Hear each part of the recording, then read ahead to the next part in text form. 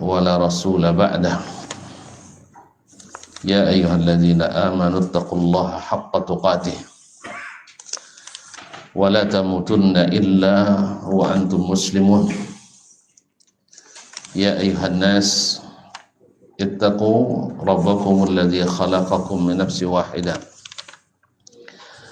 وخلق منها زوجها وبث منهما رجالا كثيرا ونساء واتقوا الله الذي تساءلون به والأرحام إن الله كان عليكم رقيبا يا أيها الذين آمنوا اتقوا الله وقولوا قولا سديدا يصلح لكم أعمالكم ويغفر لكم ذنوبكم ومن يطع الله ورسوله فقد فاز فوزا عظيما أما بعد فإن أصدق الحديث كتاب الله وخير الهدي هدي محمد صلى الله عليه وسلم وشر الأمور محدثاتها وكل محدثة بدعة وكل بدعة ضلالة وكل ضلالة في النار ونعوذ بالله من أحوال أهل النار.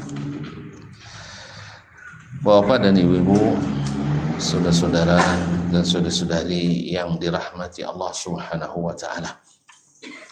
Alhamdulillah, nikmat Allah masih menjaga kita untuk tetap istiqamah dan berada di atas agamanya.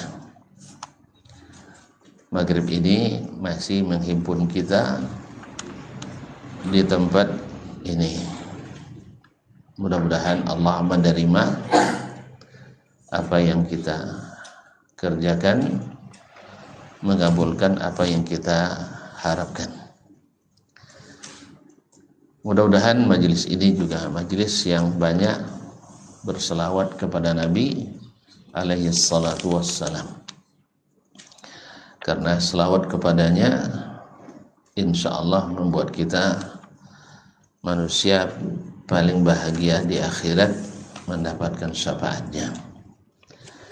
Jadi kepada Allah kita memohon, mudah-mudahan Allah mengizinkan Nabi memberikan syafaat kepada kita dan kita diridhoinya. Amin ya rabbal alamin. Bapak dan ibu kaum muslimin dan muslimat dirahmati Allah, kita masih bersama kitab Usulu Ahlil Hadis Bidda'wati Ilallah, dasar-dasar dakwah ahli hadis kepada Allah Subhanahu wa taala. Masuk kita kemarin pada al-aslur rabi', yaitu usul atau landasan yang keempat, yaitu al-i'tiqadus sahih, yaitu berkeyakinan yang sahih. Berkeyakinan yang benar itu menghasilkan karya-karya yang benar. Tapi kalau berkeyakinan yang tidak sahih, pasti menghasilkan karya-karya yang batil. Oleh itu, kaum muslimin dan muslimat dirahmati Allah,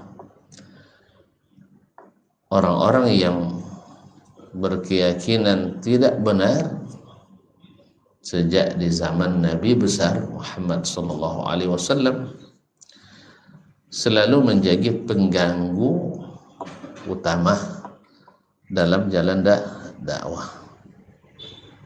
Kalian lihat sekarang berapa banyak golongan-golongan yang keyakinannya menyimpang, pasti menjadi penghalang bagi jalannya dakwah yang diwariskan oleh Nabi sallallahu alaihi wasallam. Dan penyimpangan itu, yang namanya penyimpangan dalam beragama, tidak ada yang tidak berdalil, semuanya pakai dalil. Tonton masih ingat seorang pemuda yang setiap malam masuk surga? Masih ingat kan? Ada dalilnya. Man salaka tariqan, siapa yang suluk dengan tarikat tertentu, dalil juga kan, siapa yang menempuh suatu jalan menuntut ilmu. Tapi bisa diterjemahkan dengan siapa yang bersuluk dengan tarikat, salaka tariqan, bisa diartikan. Akhirnya sang anak didatangi oleh malaikat. Ini belum belajar bab malaikat, baru mulai belajar bab ilmu. Jadi ketika ada yang ngaku jadi malaikat, ketika ada yang mengaku jadi malaikat, akhirnya terpikat, ya. Karena ujungnya sahalallahu bihi tariqan ilal jannah, Allah mudahkan baginya jalan ke surga. Akhirnya apa? Sekarang sang malaikat tadi tahu dia tujuan nak masuk surga, dibawanya sang anak masuk surga. Nah, karena kamu sudah masuk surga, untuk apa lagi hadir di majelis ilmu? Tuh Buya tuh sejak muda dia lagi tuh memberi pengajian, tak juga masuk surga. Kamu sudah masuk, pasti kamu lebih hebat. Akhirnya berhentilah dia menuntut ilmu, karena berhasil dirayu dan ditipu.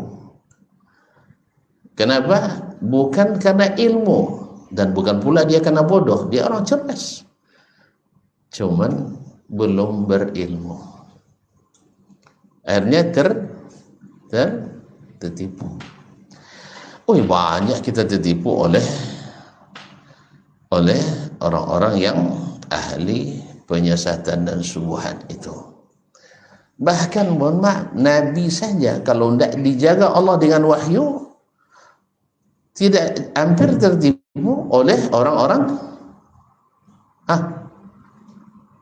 Siapa yang sering nipu Nabi di zaman ini?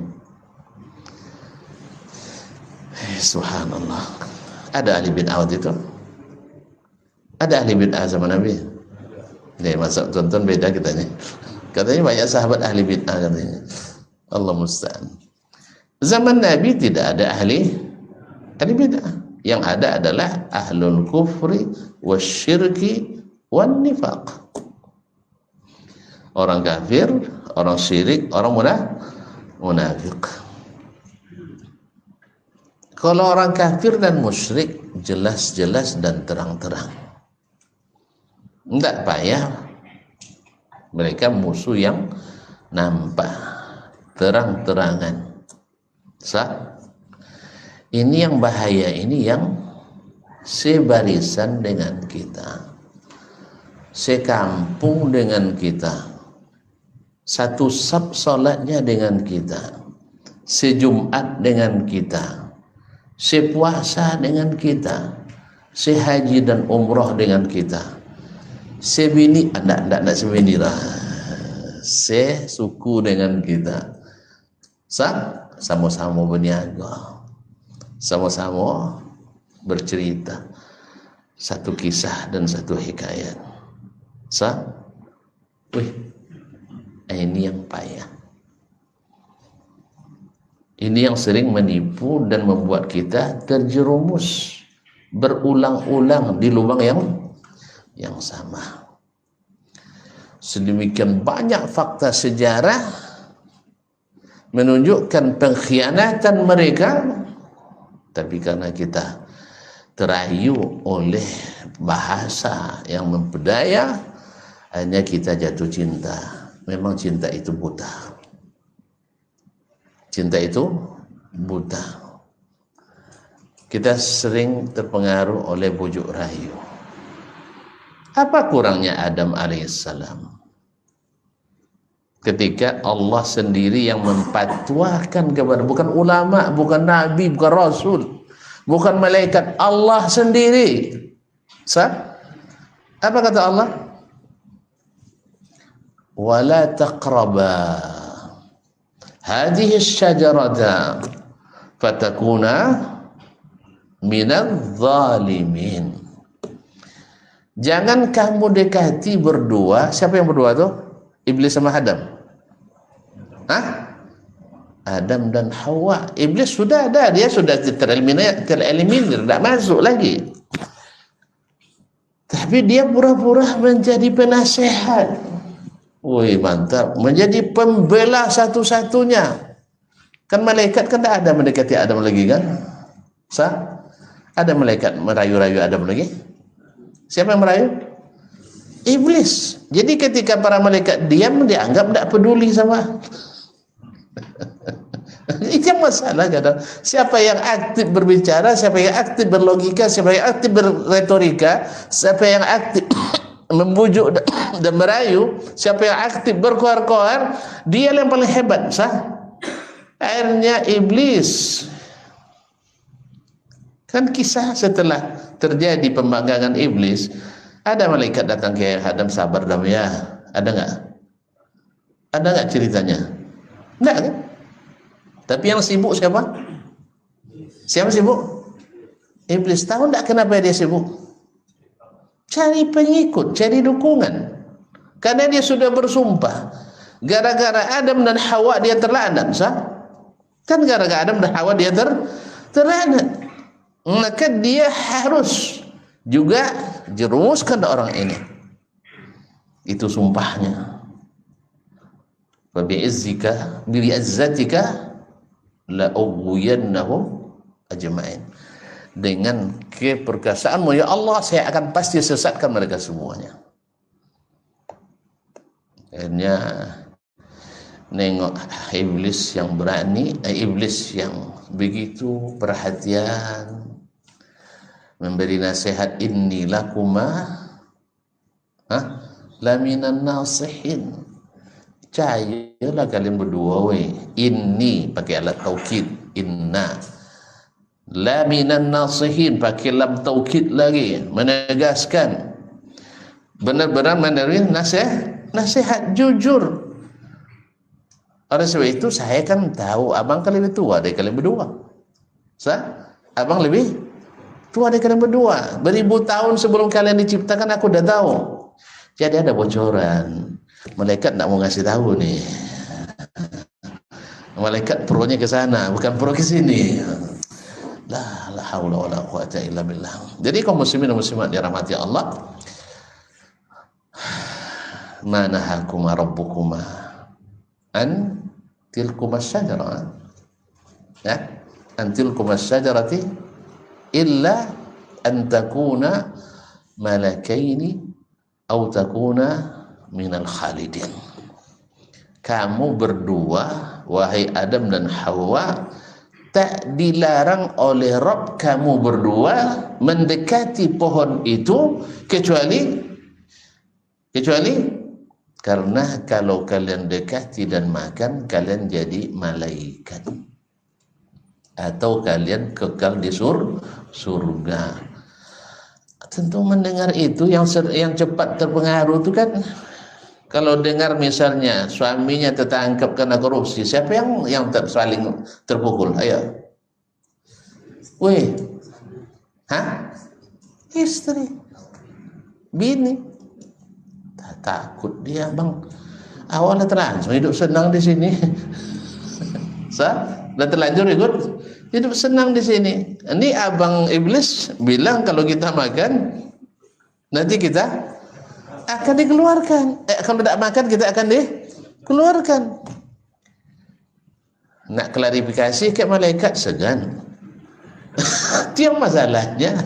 Diikuti saja bisikan rayuan iblis. Coba kalau mereka klarifikasi sebenarnya kan senang. Ya Allah atau ya Jibril tolonglah. Ini benar tidak kami ditekan terus nih ya. Ini media selalu mengatakan bahwa iblis satu-satunya penasehat dunia yang pro terhadap kepentingan Islam. Subhanallah. Kaum muslimin dan muslimat, tapi itulah tertutup. Karena memang salah satu kelemahan Nabi Adam, Allah yang sebutkan walam najid lahu azma. dia dari sisi ini lemah. Jadi kalau ada kita yang seperti itu, tidak punya optimisme tinggi, semangat kuat, tekad bulat, ya, mudah terpengaruh, itu memang ayah Adam macam itu. Makanya kalau saya punya sifat misalnya turun ke anak saya, tidak celah, memang ayah macam itu dulu. Serius. Jadi saya sendiri berkeinginan digantikan oleh anak saya misalnya kan, tapi dia belum mau. Itu perangai saya dulu memang. Saya kalau ceramah, kalau tidak terpaksa, tidak mau dulu. Tidak terpaksa, akhirnya lewo kadang. Akhirnya setelah dicoba rupanya ini gitu. Awal-awal dulu tidak mau saya. Sampai tidak ada orang lagi baru. Artinya mukrahun akhaka wala batal. Bukan karena hebat, tapi karena tidak ada yang mau gitu. Sama dulu di pondok, disuruh juga sama Buya itu pidato bahasa Inggris. Awak nak sebenarnya pandai, tapi di antara yang tidak pandai, awak pula paling pandai. Nekat aja bahasa Inggris lusat. Yang lain ngangguk-ngangguk aja karena tidak tahu, ngangguk aja. Karena memang kalau tidak berilmu, apapun dikatakan akan ngangguk-ngangguk. Makanya jangan dengar hal-hal yang bikin kita ngangguk-ngangguk, apalagi tidak ada ilmu kita tentang itu. Telah Adam alaihissalam, Allah sendiri yang kasih ingat, jangan dekat ini. Kalau kalian dekat, kalian akan tersesat, akan jadi orang zalim. Ada lagi yang kurang jelas, itu jelas sekali. Apalagi kita sekarang ini dihadapkan pada masalah yang sangat kompleks, masalah ke dunia yang hari ini yang lebih banyak isunya daripada ilmunya, sehingga tidak jarang orang tertipu dua kali oleh orang yang sama. Ada pernah? Kayaknya saya pernah kayaknya. Iya pertama, oke lah, kita anggap dia salah. Yang kedua, mudah-mudahan dia memperbaiki. Masih percaya juga, ternyata kena juga. Ya karena apa? Kita berharap mudah-mudahan dengan yang kedua ini kerugian lebih sedikit lagi. Punya tambah banyak. Jadi ada sangka baik tadi kaum muslimin dan muslimat. Ya, jadi Adam alaihissalam itu masih di surga, kita itu masih di surga, masih mudah diinikan. Dan sayangnya banyak anak cucu Adam ini yang juga mengalami nasib yang sama. Kalau sempat kita pula yang jadi Adam, kayak lebih cepat lebih cepat turunnya dari Nabi Adam alaihissalam. Nah, jadi banyak kita juga tertipu, terperosok di lubang yang sama, perangkap yang sama yang dibuat oleh iblis pada orang tua kita Adam alaihissalam, yang sejelas-jelasnya ini adalah agama Allah, agama Rasulullah sallallahu alaihi wasallam yang dijalankan dengan sahabat dengan sempurna. Tiba-tiba hanya karena satu subuhat kita berpaling. Dan mereka ahli subuhat itu semuanya pakai dalil. Mau contoh? Orang-orang di luar sunnah berarti apa namanya? Tentu tidak mau dibilang bid'ah kan? Nah, semakin berat pelanggarannya, semakin jauh keluarnya, semakin jauh dia dari Islam. Dulu Abdullah bin Sabah al-Yahudi, karena sudah tidak punya peluang lagi untuk bertahan di atas keyahudiannya. Yaman, tempat dia dilahirkan dan dibesarkan, sudah dikuasai oleh umat Islam. Nah, berkolaborasi dengan orang Romawi di Syam pun sudah runtuh pula di Romawi Timur. Persia lebih dulu pula porak-poranda, sebagaimana dia robek-robek surat Nabi dulu sallallahu alaihi wasallam, dia yang pertama dirobek-robek oleh Allah Subhanahu wa taala melalui pasukan kaum muslimin di masa Umar bin Khattab. Makanya manusia-manusia yang ada di Persia, siapa yang di Persia sekarang? Orang Iran. Mereka itu adalah orang yang paling benci pada Umar dan Abu Bakar. Makanya pembunuh Umar di Iran sekarang ini menjadi salah satu kuburan keramat. Di pintu gerbangnya tertulis maqam al-muhajahid baba suja al-mujahidul a'zam Abu Lu'lu'ah, makam kesatria utama. Jadi dapat bintang bintang Mahaputra utama ya. Nah, mujahid terbesar Abu Lu'lu'ah. Menurut tuan-tuan gimana? Abu Lu'lu'ah mujahid, woi, mati karena berjihad atau mati karena jahat? La ilaha illallah. Masih ragu tuan-tuan ya. Kalau datang Billy dah masuk dia. Abu Lu'lu'ah yang membunuh Umar bin Khattab, mujahid atau jahat? Jahat. Orang Majusi, tapi di kalangan Syiah sebagai mujahid besar. Nah, saya urusan mulakin.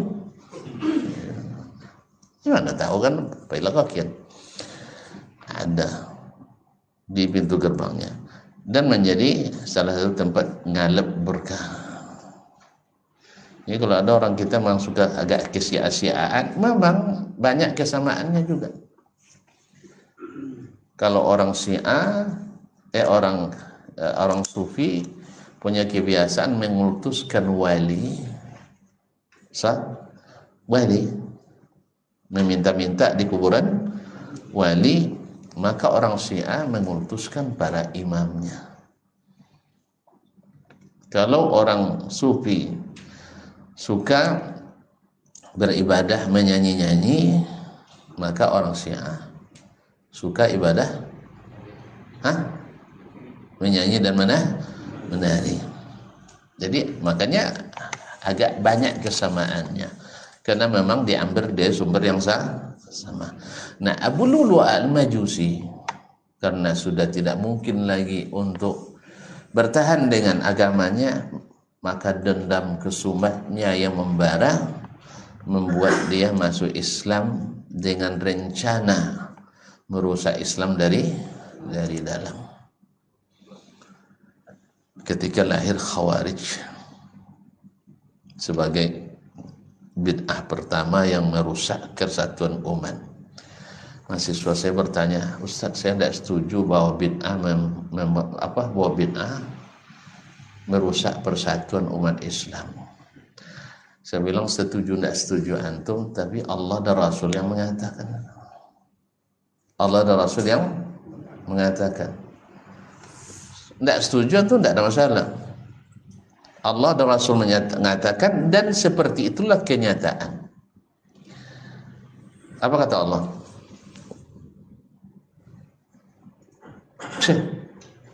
Apa kata Allah?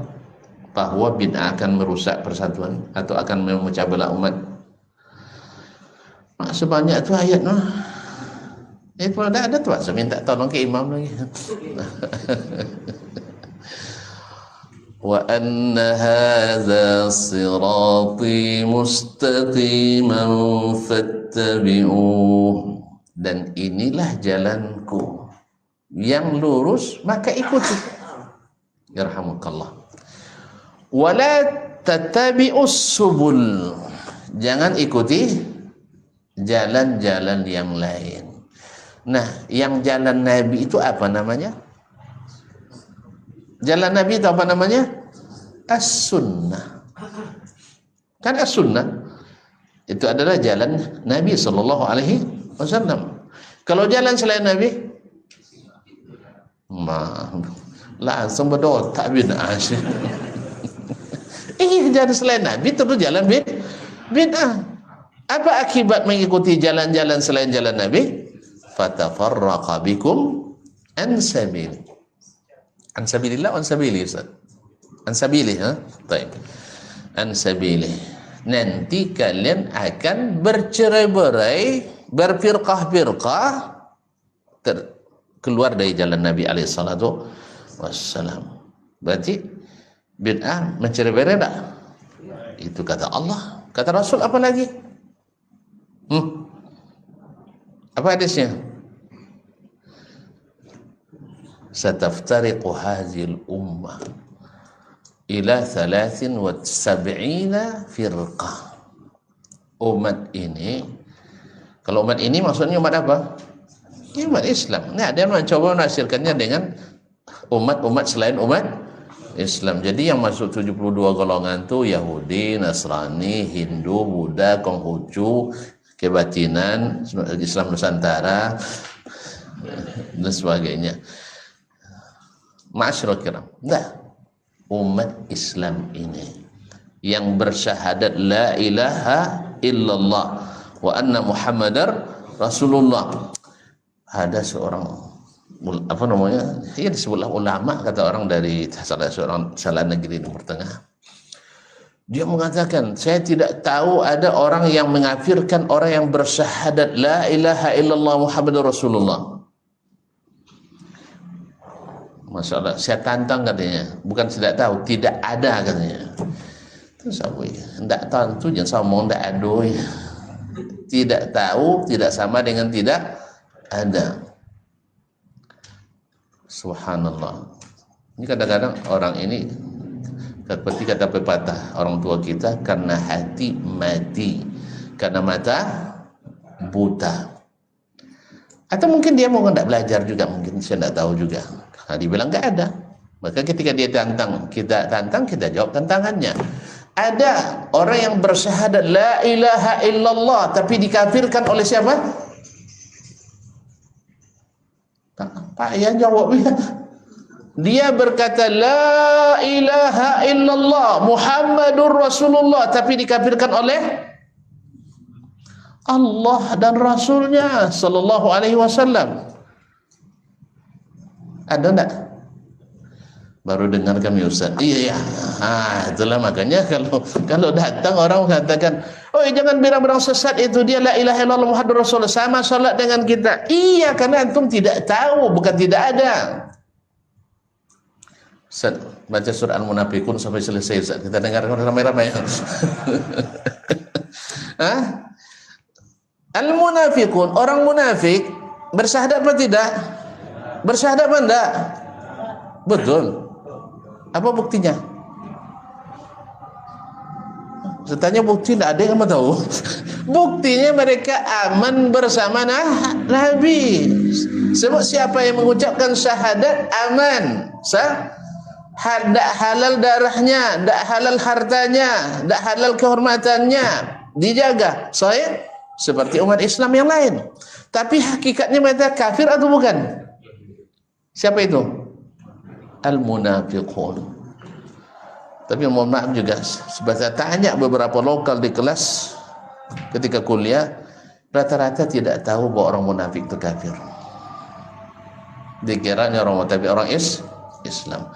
Kalau gitu kalian sama dengan orang awam juga. Memang awamnya dulu mengira orang munafik adalah orang Islam. Sebab apa? Karena mereka sholat bersama kita, haji bersama kita. Makanya ketika kemarin ada banyak ulama yang mengatakan orang Syiah itu bukan dari Islam. Mereka bilang, kalau memang tidak Islam, kenapa Arab Saudi izinkan mereka datang ke Mekah haji dan umrah? Betul juga ya. Apa dia boleh haji dan umrah? Woi. Kaum muslimin dan muslimat dirahmati Allah, karena mereka bersyahadat, maka muamalahnya seperti orang Islam. Paham? Jangankan pergi haji dan umrah, salat dengan Nabi di saat pertama dia. Abdullah bin Ubay bin Salul ketika nak salat Jumat, Nabi belum khutbah, dia duluan khutbah. Tapi jangan salah paham dah. Ini kira orang kas masjid kita bukan pengurus. Dulu tidak ada baca kas masjid dulu. Jangan salah paham. Kalau salah paham tolong dibuang tuh. Jadi sebelum Nabi khutbah dia yang dulu bicara. Ya ayuhan nas, wahai segenap manusia, jemaah, hadza Rasulullah, hadiyatun ahdahu Allah ilaikum. Ini hadiah istimewa. Hargai dia, takzim dia. Masya Allah. Orang pada terkesima, khususnya yang baru-baru masuk Islam kan, mantap apa tuh ini? Iya, mantap apa tuh? Satu-satu yang bela Palestina hanya dia. Terkorban berita dan retorika. Terjadi perang Uhud. Singkat cerita, saya tidak panjang-panjang ya, hanya sampai selesai aja. Ya masalahnya saya tidak ingin kita terjatuh di lubang yang sama. Kalau lah tentu nanti lubang-lubangnya baru saya selesai. Kalau belum, saya akan tunjukkan satu persatu lubangnya. Mak panjang situ. Jadi kaum muslimin, setelah apa terjadi perang Uhud, dia mulai menghitung strategi. 3.000 Quraisy, 1.000 orang Islam. Pasukan Quraisy lengkap dengan apa namanya persenjataan, lengkap dengan logistiknya, bahkan lengkap dengan tim musiknya. Tahu tim musiknya? Wih, tahu tim musiknya? Bidu wanita. Aku. Maka sebelum perang itu biasanya acara dulu. Kalau betul ada musik Islami, harusnya Nabi juga. Wih, kalau ada musik Islami, harusnya Nabi juga hibur para mujahidin di malam harinya. Sah?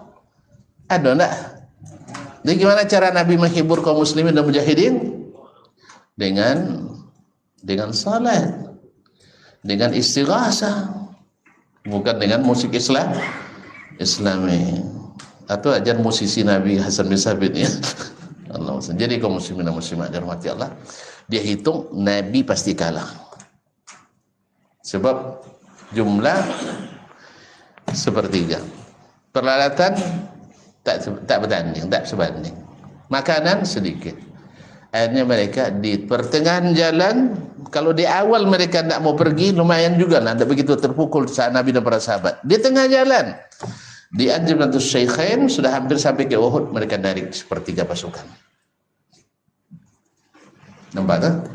Karena dia berharap Nabi tamat. Nabi dan para sahabat tamat. Maka ketika Nabi kalau kalah Nabi, mereka punya muka di depan kaum musyrikin. Decu dan turunnya kan. Ini kan banyak orang seperti itu tuh. Dan sepakat awal itu pas berhadapan dengan apa? Konsekuensi. Itu pandai-pandai nak raja kami nak turunnya. Ada kaum muslimin dan muslimat. Biasanya orang pengecut seperti itu. Munafikin adalah raja pengecut. Alhamdulillah, Allah selamatkan orang Islam. Ya, Uhud, di perang Uhud menang. Saya katakan menang, walaupun jumlah korban banyak karena terjadi pelanggaran. Sekali lagi, karena tidak patuh pada Nabi Shallallahu Alaihi Wasallam, karena menafsirkan perkataan Nabi tanpa izin Nabi Alaihi Wasallam, menafsirkan sendiri. Ma'asyiral kiram, akhirnya setelah perang Uhud dia coba lagi nak pidato Jumat pertama setelah Uhud. Apa kata sahabat? Ditarik sarungnya. Udah kami sudah paham siapa anda. Jangan baca itu, meletoi je lah ini. Jangan berlagu je lah. Jadi kami sudah paham siapa anda. Sejak itu tidak bisa dia buat lagi. Nah, semakin sempit rasanya dunia bagi mereka. Jelas? Zalika bi'annahum amanu thumma kafaru. Mereka beriman tapi kafir kembali. Tidak masuk iman dalam hati mereka. Makanya orang-orang munafikin, orang yang paling bersuara lantang membela Islam, tetapi tong kosong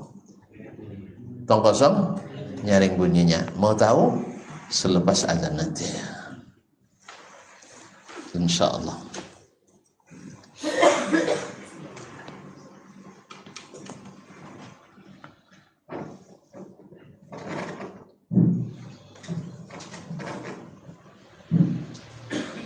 Allahu Akbar,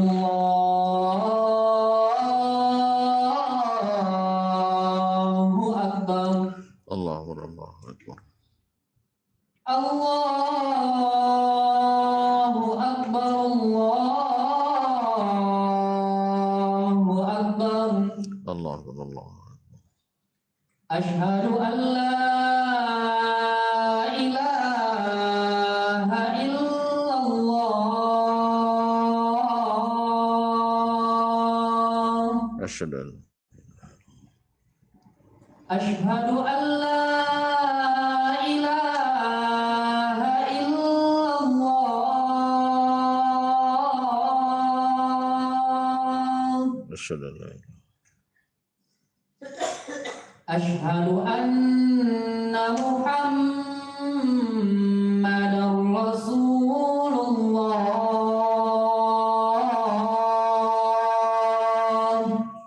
asyhadu an Asyhadu anna Muhammadar Rasulullah.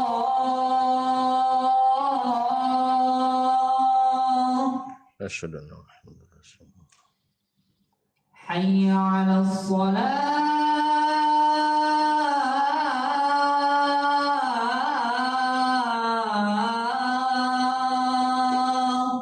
La haula Hayya 'alas shalah.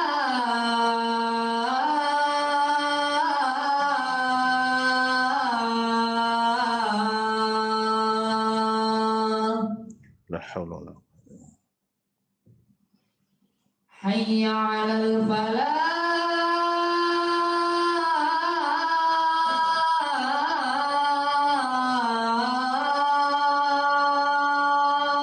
la haula wala Hayya 'alal falah.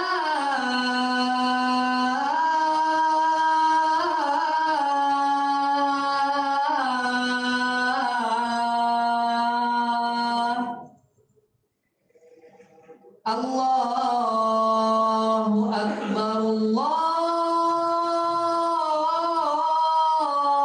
Allahu Akbar. Allahu Akbar. La ilaha illallah. Wa nashhadu an la ilaha illallah. Allahumma barik was-salatul qiyamah. Baik kaum muslimin dan muslimat dirahmati Allah. Jadi akhirnya Abdullah bin Sabah al-Yahudi ketika terjadi kasus pembunuhan Utsman oleh Khawarij. Khawarij memang lahir di mana lahirnya?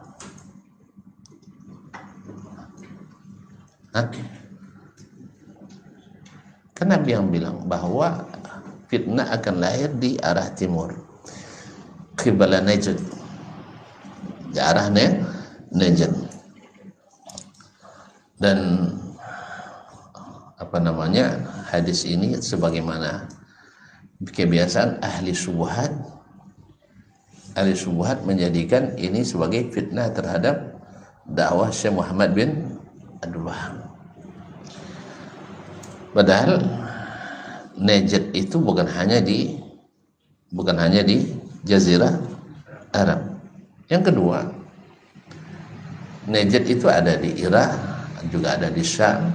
Nah, dan yang Najd sebelah timur adalah Najd yang di Irak. Dan para pensyarah hadis, ya ahli hadis ya, bukan ahli hadas, sepakat mengatakan bahwa yang maksud dengan Najd itu adalah Najd yang di Irak, bukan Najd yang di Arab Saudi. Itu secara pemahaman. Secara fakta, antum lihat sendirilah, semua induk kesesatan dalam Islam, induk aliran sesat yang menisbatkan diri kepada Islam. Apa induk-induk kesesatan? Ayo. Ada 4. Syiah, kemudian Khawarij, Al-Jahmiyah, Al-Murji'ah, Asad. Ini adalah induk-induk kesesatan. Dan semua kesesatan pribadi selain itu, yang 72 golongan itu berakar dari, kalau tidak ke Syiah berarti ke Murji'ah, atau ke Jahmiyah, atau ke Khawarij. Nah, ini akar-akarnya. Semua berpakat di situ. Tapi induk-induknya adalah, dan yang paling dahsyat di antara semua itu ada dua. Satu Jahmiyah di pemikiran, satu Syiah di aliran. Imam Asy-Syafi'i rahimahullah mengatakan, saya menghalalkan salat di belakang ahli bid'ah manapun, kecuali di belakang Rafidah, kecuali belakang Syiah Rafidah. Sebab apa? Sebab mereka, bagi Imam Asy-Syafi'i, bukan lagi di dalam barisan umat Islam. Kalau tidak halal salat di belakang, berarti tidak sah salatnya. Nah, sebagaimana juga kan beliau mengatakan bahwa sembelihan firqah-firqah manapun halal dimakan kecuali sembelihan Syiah Rafidah. Kenapa tidak halal? Karena mereka menyembelih dengan Bismil Husain, Bismi Ali. Ya, kawan-kawan kita yang di Iran, Ahli Sunnah, memberitahukan banyak tempat-tempat minum-minum di tempat-tempat umum itu ditulis Bishrab Benam Husain. Apa artinya? Bishrab Benam Husain, bahasa Persia. Minumlah dengan menyebut nama Husain. Kalau kita minumlah dengan Bismillah. Itu kalau minum dengan nama selain Allah, membantai dengan nama selain Allah, apa namanya? Syirik. Wa ma uhilla bihi li ghairillah. Itu dari sisi keyakinan, dan masih banyak. Makanya kalau tonton mau saya tunjukkan lubangnya satu-satu. Terlalu banyak lubangnya, payah selamatnya. Ya, terlalu banyak lubangnya. Syekh Ustaz, jadi mereka ketika lahir Khawarij di Harura. Harura di mana? Baru saya bilang tadi, di Irak. Induk-induk kesesatan semuanya lahir di Irak. Syiah lahir di Kufah. Kufah di mana? Di Irak. Dan itu timur. Karena dulu di zaman Nabi itu tidak ada timur utara, yang ada adalah timur barat. Semua yang ke arah terbit matahari itu di timur, semua yang arah terbenam matahari itu barat. Kalau kita kan ada barat daya, barat laut, timur daya. Nah, ma'asyiral kiram dirahmati Allah SWT. Qadariyah, apa namanya, Jahmiyah lahir di mana? Di Basrah. Basra di mana? Di Irak. Murji'ah lahir di mana? Di Kufah. Kufah di mana? Di Irak. Sebutlah semua aliran sesat lahirnya di Irak. Salah sendiri kenapa bernama Irak. Sah? Nah, jadi kaum muslimin dan muslimat yang dirahmati Allah SWT, benarlah kata Nabi SAW, katakan fitnah dari arah timur. Taib, kenapa lahir Syiah? Pertama, memang Abdullah bin Saba ibnu Sauda al-Yahudi yang asli dari Yaman memanfaatkan situasi ketika Khawarij lahir. Mereka mengafirkan semua pemimpin Islam waktu itu. Bahkan bukan hanya mengafirkan, tapi menghalalkan darahnya. Tuduhannya apa? Tuduhannya kepada Utsman tidak adil dalam mengangkat pejabat. Nepotisme itu pula yang diadopsi oleh kaum-kaum neo Khawarij hari ini, yaitu klasifikasikan Utsman sebagai tokoh nepotisme. Ini ujung-ujungnya nanti Nabi nepotisme nanti, woy. Kalau definisi ini yang antum gunakan, asal mengangkat dari karib kerabat, kayaknya kita nepotisme semua nampaknya. Sah? Woy. Bikin yayasan, mertua pembina, menantu ketua, bendahara istri, sah? Sekretaris menantu. Boleh apa enggak?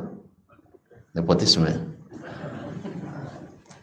Jadi makanya melekatkan istilah orang barat ke dalam Islam tidak benar, karena istilah nepotisme konotasinya negatif. Kaum muslimin dan muslimat, kira-kira Allah dan Rasul sallallahu alaihi wasallam keliru tak ketika memasukkan Utsman bagian dari yang pasti masuk surga? Keliru ya? Hah? Oke lah, Utsman salah. Memang ada manusia yang tidak salah kecuali Nabi? Ada yang tidak salah? Tidak. Oke lah kalau salah. Tapi Allah sudah tahu apa yang akan berlaku. Makanya Nabi SAW katakan, ma yadur Utsman ma yaf'alu ba'dal yawm. Apapun dilakukan Utsman setelah ini, itu tidak mendatangkan mudarat baginya. Tahu tak tuan-tuan, Utsman di mata orang Syiah? Di mata orang Syiah Utsman? Hah? Woi, tak tahu, bilang tak tahu biar aku tahu. Hah?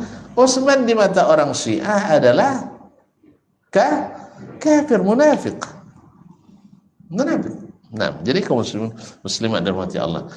Nah, ini yang kita katakan saudara kita itu, bahwa Abu Bakar, Umar, Utsman bagi mereka adalah lebih jahat dari iblis. Itu berarti kita lebih. Kalau Abu Bakar, Umar dan Utsman lebih jahat dari iblis, berarti kita di mata mereka? Wah, jauh lah. Orang sebaik itu yang punya kontribusi besar terhadap Islam, tapi di mata mereka lebih jahat dari iblis. Bagaimana dengan iblis-iblis yang kayak kita ini? Nauzubillah. Jadi kaum muslimin jangan sampai terjatuh di lubang yang sama. Oh, jangan percaya diri antum bahwa saya ini hebat, saya cerdas, saya baca banyak bacaan. Antum tahu nggak orang-orang kafir sedikit bacaannya? Profesor Dr. Albert Einstein banyak, sedikit bacaannya. Terus sesat pun enggak? Kalau banyak bacaan yang dibaca yang sesat, semua yang sesat juga. Jadi bukan masalah banyak. Nabi tidak mengatakan harus banyak bacaan, tapi bacalah Al-Quran, bacalah sunnah. Kalau antum baca nanti, dengarkan video ini, dengarkan kajian ini, dengarkan video ini, dengarkan reel ini, dengarkan apalagi ini Instagram, rekaman siapapun, nanti antum kacau. Makanya betullah kata Ibnul Qayyim rahimahullah ta'ala, kalau kalian ambil ilmu dari ainul ilmi sabat, akan kokoh.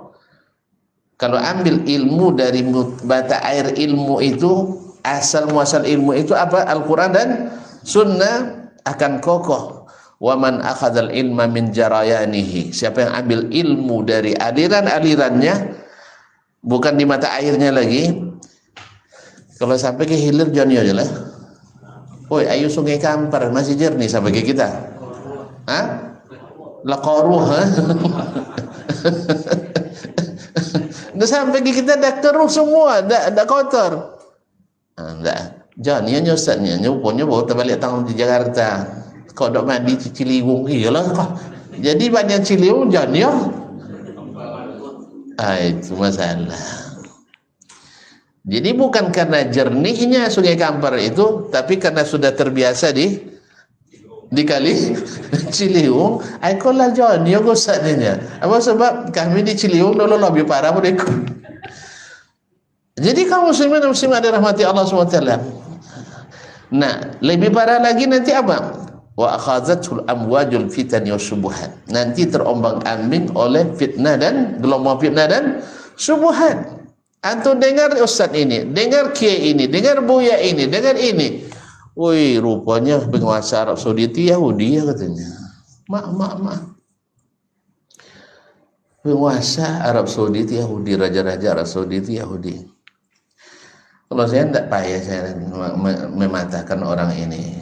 Yang bilang tuh, siapa nama ayah Pak? Nama ayah hampir lupa dia.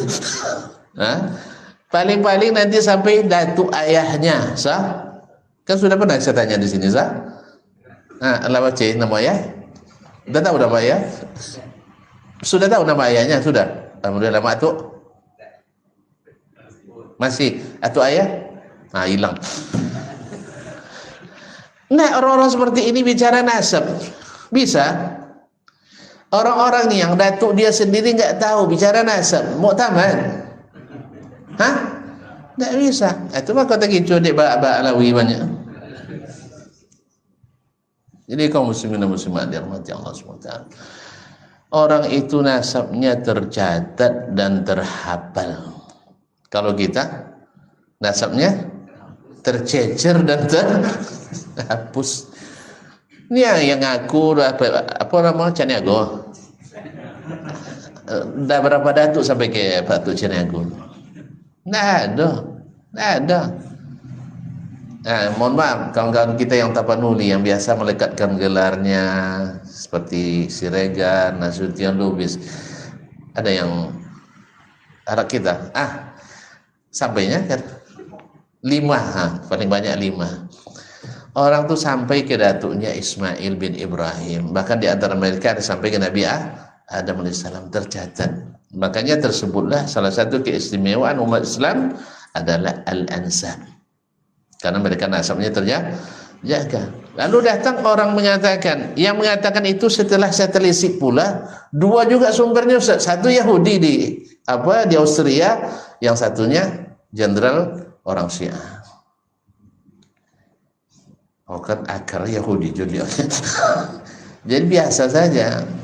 Karena mereka paham umat Islam antipati dengan Yahudi, lalu dilekatkan gelar itu kepada Raja Arab Saudi, sehingga orang antipati dengan Arab Saudi, karena memang punya sejarah kurang enak juga dengan Wahabi. Bukan kurang enak muamalahnya, tapi banyak terganggu cara ibadahnya. Dulu banyak kuburan pakai kelambu di Arab Saudi itu. Di Jazirah Arab itu masa Turki Utsmani banyak berkelambu kuburan. Kira-kira untuk apa kelambu yang mati? Dulu waktu hidup saya tak buat kelambu tu. Setelah mati baru kira-kira kelambu. Takut juga digigit nyamuk tu. Kadang-kadang dikasih atap, kasih kubah supaya jangan kena hujan, kena panas. Terus hujan tu ketika jatuh kemana perginya? Lalu dah turun bawah. Jadi tidak masuk akal. Jadi tidak ada. Makanya logika yang tidak logis. Karena logika tak pakai dalil, logika tak pakai ilmu, selalu saling bertentangan, kontradiktif.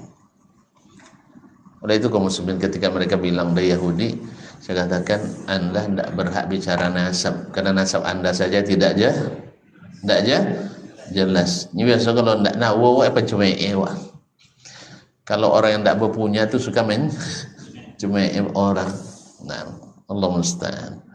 Alhamdulillah nasab mereka jelas dari Bakar ibn Wa'il sampai kepada Adnan, bertemu dengan Nabi SAW di Adnan, dan itu bisa dikonfrontasikan, bisa dikonfirmasi dan diklarifikasikan. Kalau nasab kita nak kemana diklarifikasikan.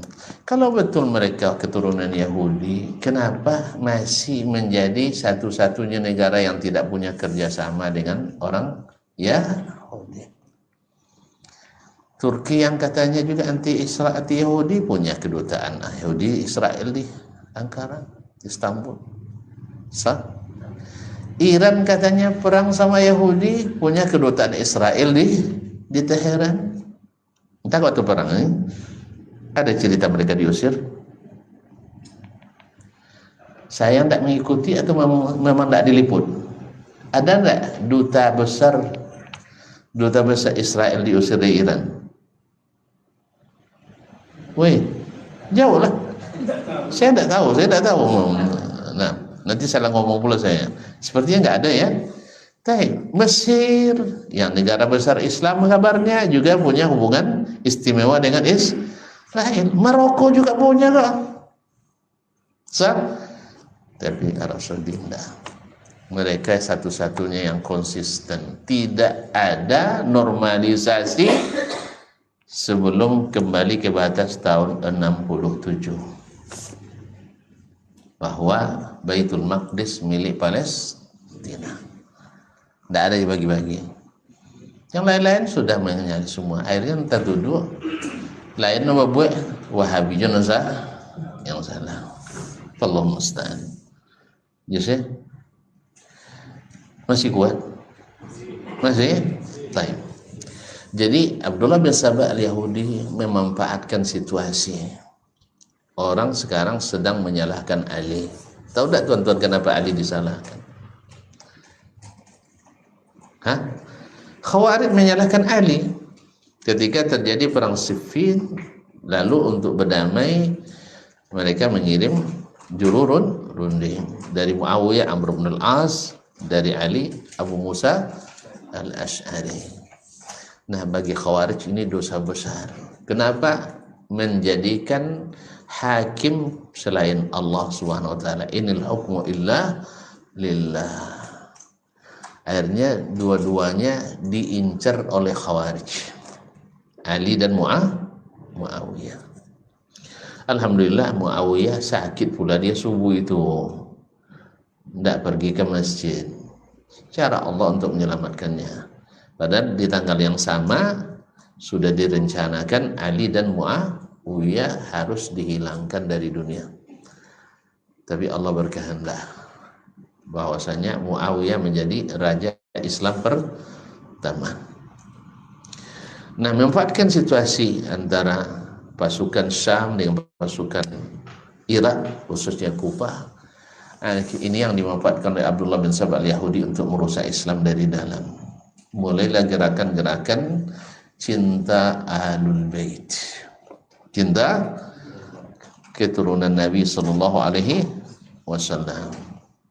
Awal-awalnya seperti yang namanya bid'ah itu mulai dari titik kecil. Penyimpangan itu mulai dari titik kecil. Mencintai Ahlul Bait lebih daripada yang lain.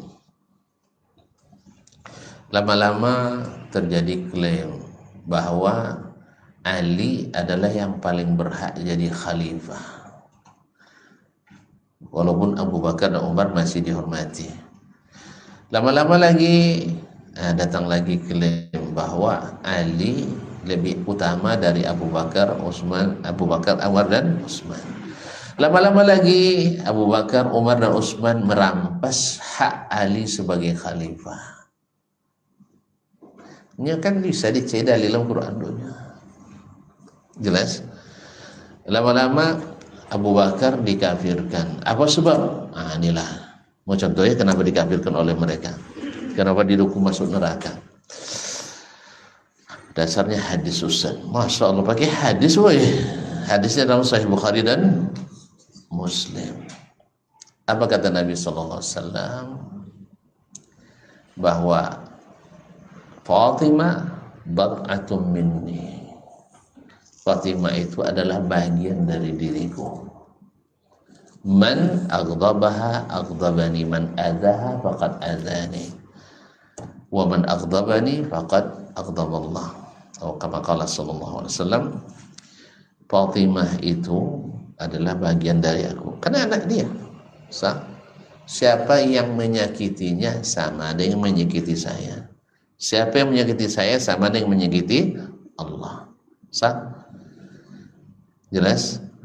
Dan siapa yang bikin dia marah, maka tempatnya di neraka. Sahih. Lalu dia bawakan pula cerita hadis juga, sahih juga, bahwa Fatimah radhiyallahu anha sepeninggal Nabi setelah Nabi wafat, datang ke Abu Bakar minta warisan. Hadis Sahih Bukhari, hadis sahih. Lalu Abu Bakar mengatakan, yabnata Rasulillah, wahai putri Rasulullah, khuzi min mali ma syi'ti, kalau kau mau ambillah dari harta saya berapa kamu mau. Walakinni sami'tu Rasulullah SAW yaqul, inna ma'syaral anbiya la nuras atau la nuwarras ma tarakna sadaqah. Semua yang kami tinggalkan adalah sadaqah. Biasalah yang namanya ibu-ibu kecewa tentu marah. Lalu Fatimah marah pada Abu Bakar. Nah, berdasarkan hadis tadi, Abu Bakar di mana?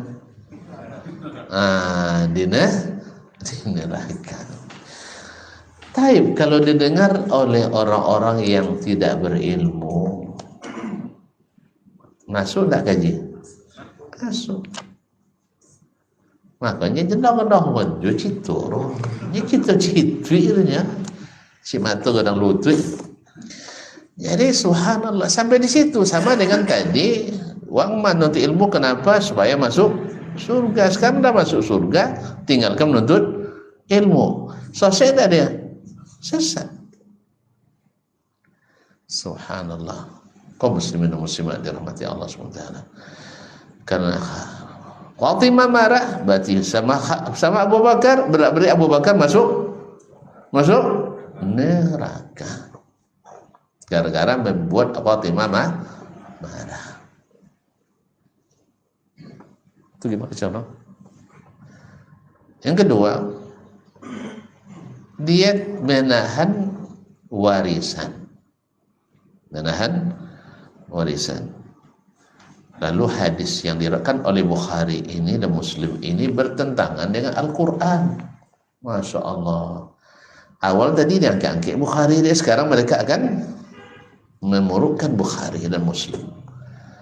Berarti Bukhari dan Muslim tidak benar merupakan hadis, karena bertentangan dengan Al-Quran. Apa Al-Quran? Wa waritha Sulaimanu Daud. Tadi kata Nabi kan dalam hadis tadi, kami para Nabi tidak diwarisi. Sekarang Sulaiman mewarisi Daud alaihissalam. Berarti hadis bohong. Bagaimana kalau tidak setuju dengan mazhabnya? Gampang saja mereka bikin bohong bahwa Abu Al-Bukhari pembohong. Bagaimana? Al-Bukhari manusia paling hina dina di mata orang Syiah. Abu Hurairah adalah orang yang paling mereka cerca, apalagi Aisyah radhiyallahu anha. Ma'asyiral kiram dirahmati Allah. Kemudian juga dalam surat Maryam, yarithuni wa yarithu min ali Yaqub.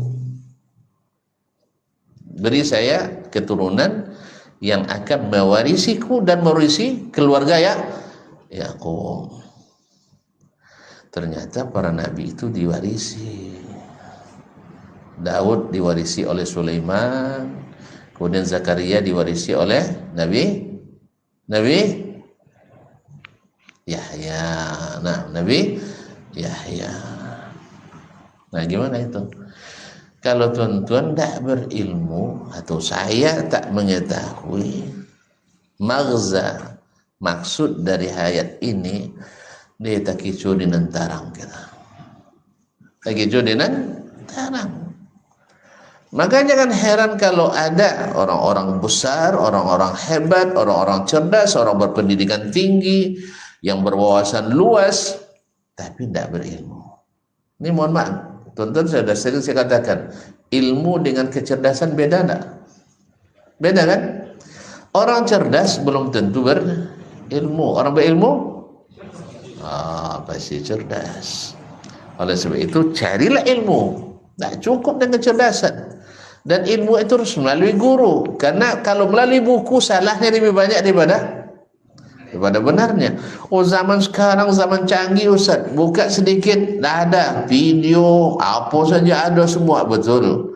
Tapi antum bisa tidak membedakan mana yang salah mana yang bukan? Ini sekarang ketika penerimaan mahasiswa lebih banyak secara online, makanya produknya produk online juga. Mutunya mutu online juga, makan online, ya romantis online, semua serba online. Paham tak? Ini masuk surga? Tidak bisa, makanya kaum muslimin, teknologi tak menggantikan kita. Makanya, ya bukan saya, para apa namanya, salah seorang direktur di Kementerian Agama dulu mengatakan, ini tidak bisa menggantikan buku katanya, walaupun ada PDF-nya, tidak bisa menggantikan. Ma'asyiral kiram dirahmati Allah, karena dia bukan pendidik, yang mendidik itu adalah guru. Ketika antum wawancara dengan calon santri, calon mahasiswa, antum bisa membaca bagaimana, seperti apa dia. Walaupun antum tidak menanya langsung, tapi dari cara dia menjawab kita paham. Tapi kalau alat paham dia, tidak paham dia. Yang penting masuk banyak kertasnya, banyak sertifikat kan? Walaupun sahu kadang, tahu sahunya, ya artinya penghargaan banyak, tapi di atas kertas. Di lapangan tidak bisa diandalkan macam tadi lah. Sepakat sudah itu ada masalah. Akhirnya dan atonnya nyinyo ibu ini mandi sangnya. Di atas kertas bisa saja antum juara, tapi di lapangan antum mungkin lebih rendah daripada orang-orang yang tidak bekerja sama sekali. Nasallallahu alaihi wasallam. Baik kaum muslimin muslimat rahmati Allah. Seperti mana tadi?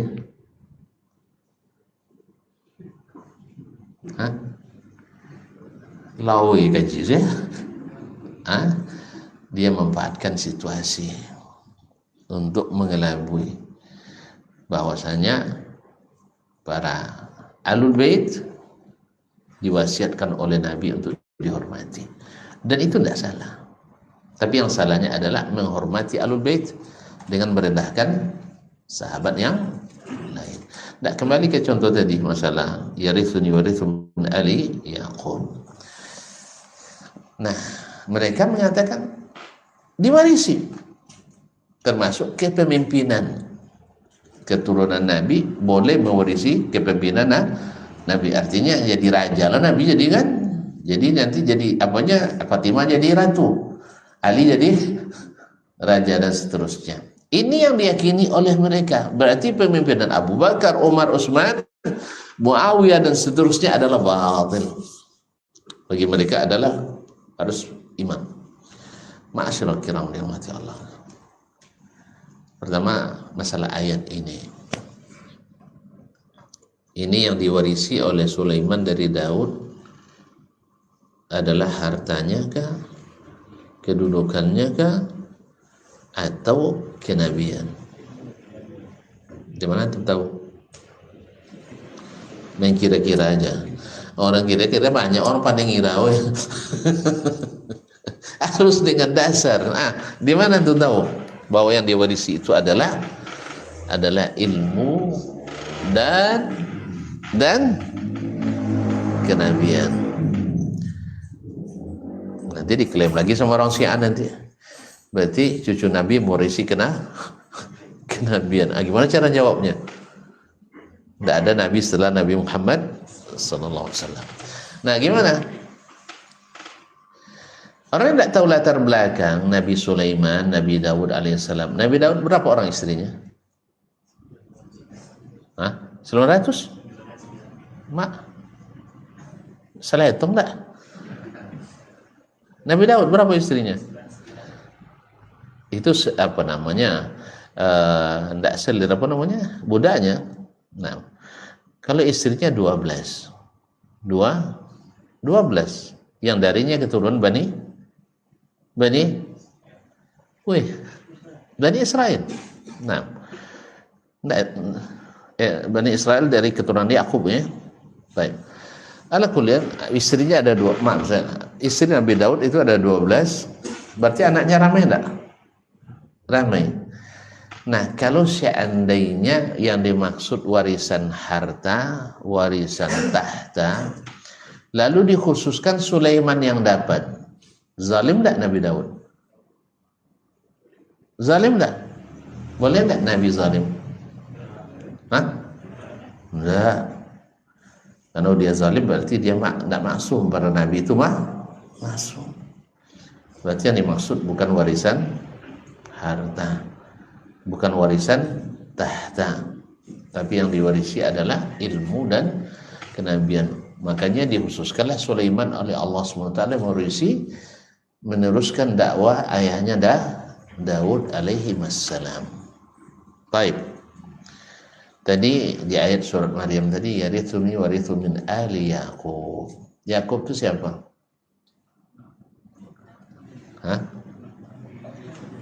Anak Nabi Ishaq, ayah Nabi Yusuf alaihissalam. Kemudian Zakaria dari keturunan Yakub. Nah, kalau seandainya ayah masih ada, sekarang ayahnya kan Zakaria kan, iya, terbalik mak. Kalau dan Zakaria ayahnya Yahya, tapi kalau yang Nabi, Yahya ayahnya adalah Zakaria. Nah, kalau Zakaria masih ada, Yahya bisa mewarisi. Saya contohnya, saya Dasman, ayah saya Yahya. Subhanallah, kan Dasman Yahya. Dasman masih hidup, jelas. Kemudian anak saya Abdul Aziz, jelas. Nah, kalau Dasman masih hidup, Abdul Aziz dapat ayat warisan Yahya? Dapat? Cucu dapat? Hah? Ya enggak dapat. Memang tak pernah bagi warisan, nampak? Kalau ayah masih ada, cucu terhijab, hijabul hirman. Apa sebabnya? Karena nanti kan ayah kan diberikan juga sama anak itu kan. Nah, jadi cucu tidak dapat. Nah, sekarang dia Zakaria keturunan Yakub. Sekarang Yahya didoakan, diminta untuk mewarisi saya dan mewarisi keluarga Yakub. Kalau maknanya mewarisi harta di situ, boleh enggak Yahya mewarisi harta Yakub? Enggak boleh, karena masih ada ayahnya Zakaria. Berarti yang dimaksud di situ bukan warisan harta, tapi adalah warisan kenabian dan ilmu. Paham? Berarti pahamlah kita bahwa orang Syiah itu salah paham. Ya, memang kalau salah paham itu cepat diketahui. Bahwasanya mereka kan tadi mengatakan bahwa warisan seharusnya boleh diterima oleh Fatimah. Berarti Abu Bakar berdusta menurut versi mereka. Padahal mereka yang tidak mengerti atau sengaja untuk menyelewengkan pemahaman. Dan ini sudah terlalu banyak bagi mereka. Bahwasanya mereka menambah-nambah ayat, menyelewengkan ayat, seperti kuntum khaira a'immatin ukhrijat linnas, dari kuntum khaira ummatin. Dan itu disebutkan oleh penulis kitab Faslul Khitab fi isbati tashifil kitab Rabbil Arbab, yaitu bahwasanya dalam kitabnya itu dia menyebutkan banyak ayat Al-Quran yang diselewengkan oleh Abu Bakar dan jawablah Umar. Ya biasalah Abu Bakar dan kan itu yang terdulu sama Syiah terus. Di antaranya adalah itu tadi kuntum khaira ummah, yang seharusnya menurut orang Syiah kuntum khaira a'immah. Auzubillah. Kemudian ya ayyuhan nabi balligh ma unzila ilaika mir rabbik. Ya, mereka di dalam kitab itu dia sebutkan balligh ma unzila ilaika fi Ali. Jadi banyak yang mereka rubah-rubah, dan biasanya mereka harus nuduh orang dulu baru ya, tuduh dulu orang yang berbuat, habis itu kita sembunyi tangan, lempar batu sembunyi tangan. Jadi kening orang dah bengkak, dia sembunyi tangan. Inyo makan cepodak, awak yang dapat getahnya. Kita yang dituduhnya, mereka yang berbuat. Pada sallallahu alaihi wasallam wa ta'ala. Di kaum muslimin dan muslimat dirahmati Allah. Dan sampai dari sejak saat itu, sejak lahirnya golongan-golongan umat Islam tak lagi menikmati persatuan yang utuh seperti di zaman sahabat. Kalau zaman sahabat atau para sahabat, mereka tidak ada satupun yang terlibat golongan menyimpang. Tidak ada sahabat yang ikut Syiah, tidak ada sahabat yang ikut Khawarij, tidak ada sahabat yang ikut Murji'ah, tidak ada sahabat ikut Qadariyah. Walaupun sebagian dari bid'ah itu lahir di zaman mereka masih hidup, karena mereka paham bahwasanya apapun yang tidak ada di zaman Nabi tidak boleh masuk dalam ajaran agama Nabi Sallallahu Alaihi Wasallam. Makanya mereka selamat. Antum selamat tak? Ikut cara mereka. Oh, banyak ustaz, banyak ulama yang membolehkan. Perkataan ulama itu bukan dalil. Ini kadang sering kita dengar, tu pandailah antum pada ulama dulunya. Tidak. Ulama itu lebih pandai daripada saya. Tapi ulama lain lebih pandai daripada mereka. Kan ya? Woi. Jadi adu saya sama Imam Nawawi, kalah lah saya. Dia belajar sehari 12 mata kuliah, tak ada penat dah. Awak 3 mata kuliah lah ngantuk-ngantuk. Tentu dia adu lah sama Imam Nawawi, tentu tak lawan dia. Sama yang Mola aja dia adu sama Messi, tentu tak lawan lah kan. Woi. Antum jangan bandingkan saya main sama Messi, woi. Tentu semua orang kan cemooh saya. Sah? Betul kan? Jadi adu pula Messi sama Ronaldo. Ini generasi lama masih. Sekarang banyak pemain baru. Awak tak tahu rupanya. Tiba-tiba siapa pula ini? Sah? Ala kulli hal. Jadi kaum muslimin, adu yang setara. Jadi ketika misalnya ada ulama yang membolehkan tabarruk di kuburan, taib. Di depan mereka berlipat-lipat lagi ulama yang lebih hebat-hebat yang melarang. Jangan disebutkan kedasman melarang itu. Tentu kena lang-lang deh aja mo. Kan ya? Kan lang-lang mereka siapa pula dasman baca Arab bahasa Arab, tak pandai ini kan? Sangko ada pandai bahasa Arab deh. Upanya nonda. Jadi kaum muslimin dan muslimat dirahmati Allah SWT. Nah. Jadi bersama kita ada para sahabat Nabi alaihi salatu wassalam. Bersama kita ada sahabat. Pernah tak Ali, tuan-tuan ketahui, mencecat, mencela dan mencaci Abu Bakar dan Umar? Itu kenapa Syiah mencela dan mencaci? Berarti mereka pengikut Ali atau bukan? Bukan. Pernah tak Ali komplain baik secara sembunyi-sembunyi ataupun terang-terangan pada Abu Bakar? Woi Abu Bakar, saya yang disuruh Nabi jadi pemimpin. Ada enggak? Katanya Ali pemberani. Gitu aja kok enggak berani. Katanya Ali maksum. Masa dia dizalimi dia biarkan? Kan bertentangan jadinya. Ali itu maksum katanya, tapi tapi membiarkan kezaliman begitu saja. Harusnya dia harus tuntut itu Abu Bakar, tuntut itu Umar, tuntut Utsman. Anda telah merampas. Ini wasiat Rasulullah SAW. Nah, kalau memang ada seperti itu, ada Ali mengklaim seperti itu, lalu kita katakan tidak diterima oleh Abu Bakar, kita musuh Abu Bakar, betul. Tapi nggak ada. Oh, Ali takut dia. Itu sudah menghina Ali sekarang. Padahal Ali yang bilang, ana allazi samatni ummi Haidar. Saya yang dikasih nama oleh ibu saya anak singa. Terus ada singa bunga cuy. Woi, ada singa penakut. Ada sih. Ibu bulu.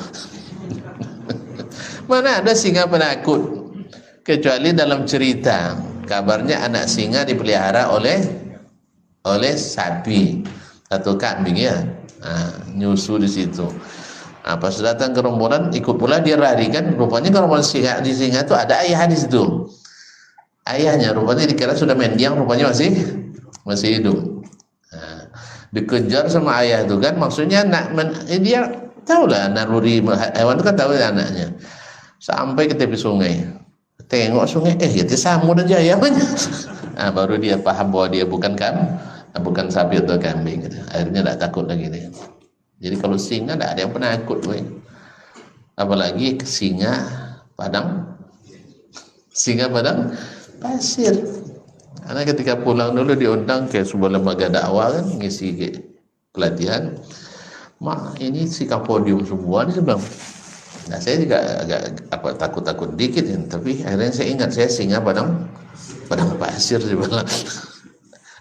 Singa padang pasir itu tidak boleh takut sama singa podium kan? Allah musta'an. Keadaan semakin berkembang, yang namanya bid'ah itu semakin lama semakin buruk.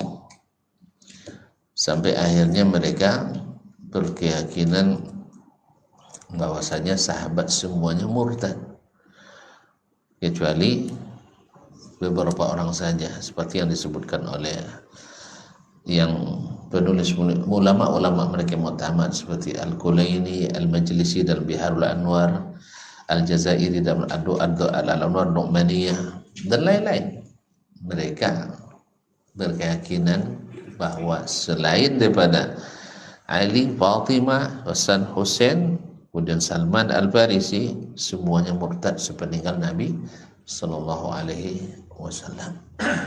Dan itulah keyakinan para pembesar Syiah hari ini semuanya. Nah, kalau para sahabat yang demikian hebat itu kafir di mata mereka, maka kita lebih tidak berharga.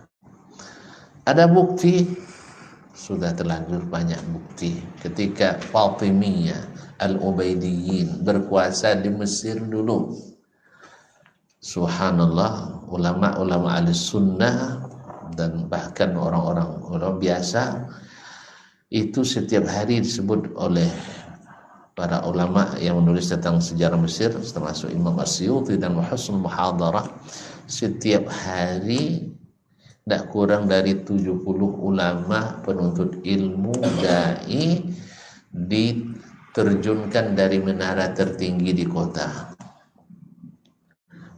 Terjun payung, terjun ciwa, bukan, dibunuh dengan cara dijatuhkan dari atas menara tinggi. Begitulah mereka.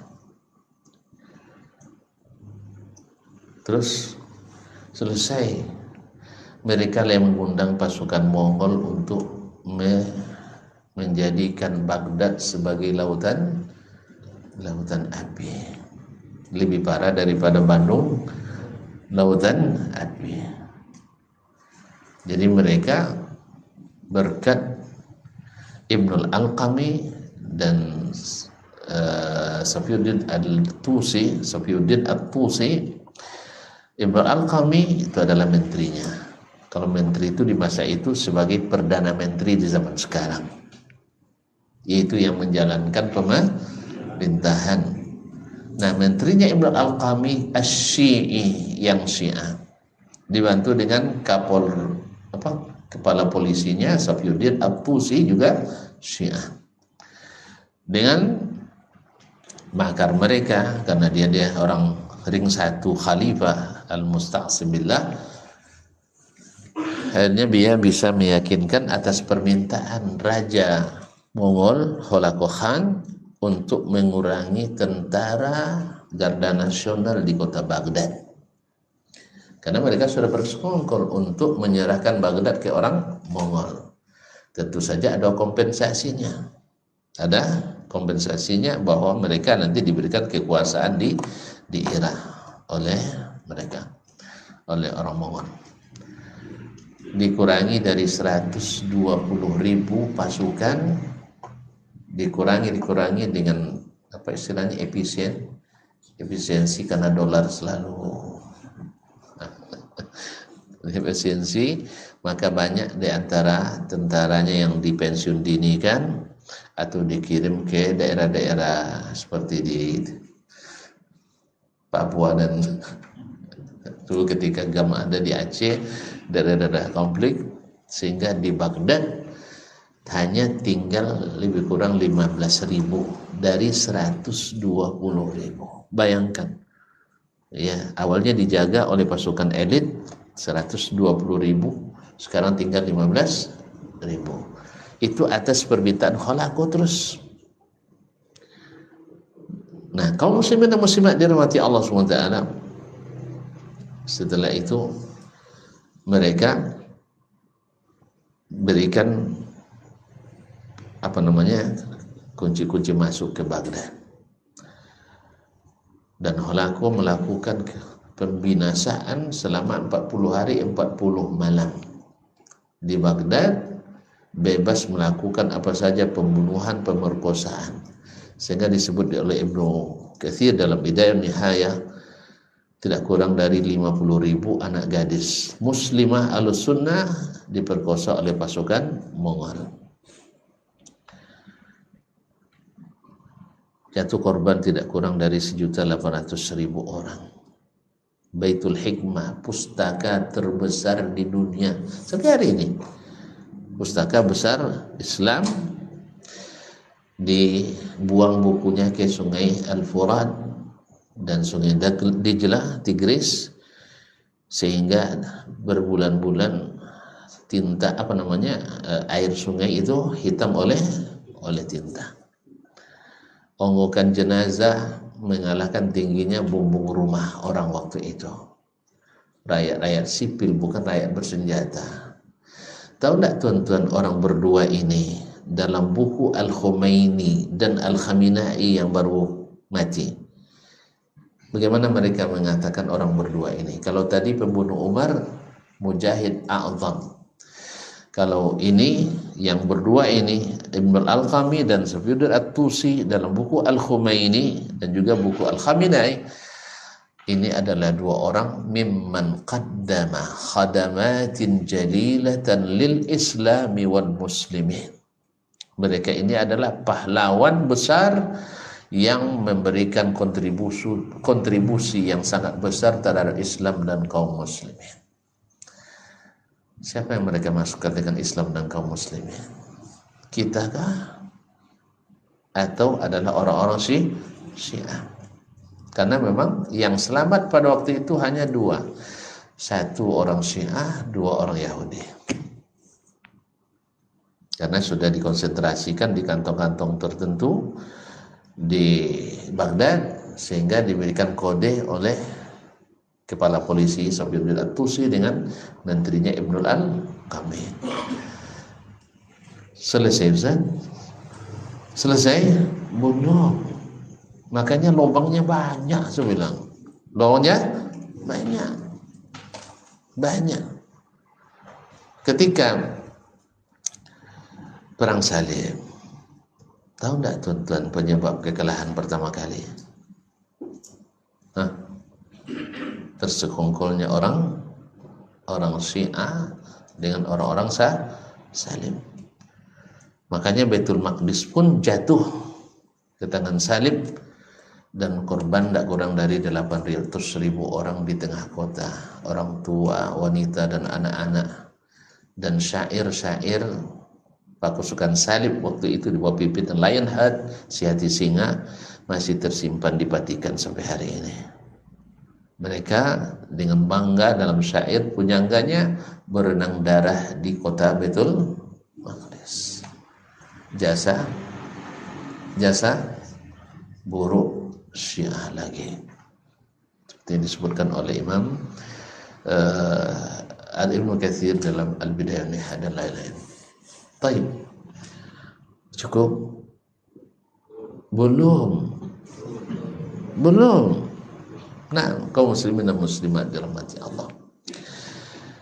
40 tahun kemudian Salahuddin Al-Ayyubi berjuang dengan sepenuh tenaga dan kemampuannya. Bahkan beliau bersumpah. Apa sumpahnya? Kalau tuan-tuan Gajah Mada dulu sumpah palapa kan? Ya, tidak akan makan. Tidak makan.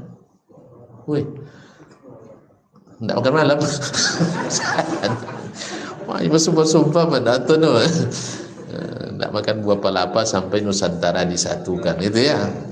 Kalau Salahuddin Al-Ayyubi dulu sumpahnya, kalau dulu Mu'tasim billah ketika wanita Islam diganggu di Amuriyah di perbatasan Eropa sana, dia bilang, saya tidak akan mandi junub sampai Amuriyah masuk ke wilayah Islam.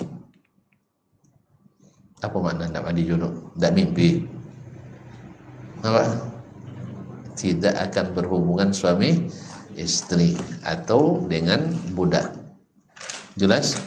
Sampai Amuriyah saya taklukan hanya karena teriakan seorang wanita diganggu oleh orang kafir. Oh, sekarang banyak wanita kita diperjualbelikan. Nauzubillah. Baik, keadaan berubah ya. Wih, keadaan berubah. Mau tahu? Panjang cerita aja. Kondisi politik waktu itu dengan hari ini kan beda. Dulu Islam satu negara semuanya. Kalau sekarang kalau sempat Arab Saudi pergi ke Palestina berperang untuk menyerang Israel, kira-kira tonton bantu enggak ya? Saya yakin Aswaja enggak mau bantu, biarin aja Wahabi itu mati. Saya enggak percaya itu. Sudah dicoba dulu oleh Raja Fahad ketika tahun 91 Irak menginvasi Kuwait. Telepon Pak Mas Soeharto, jadinya kan panggil Mas ya kan? Presiden Soeharto, Mas kan? Bagi Raja Fahad, bukan saya Bapak. La ilaha illallah. Gitu aja tuh Pak.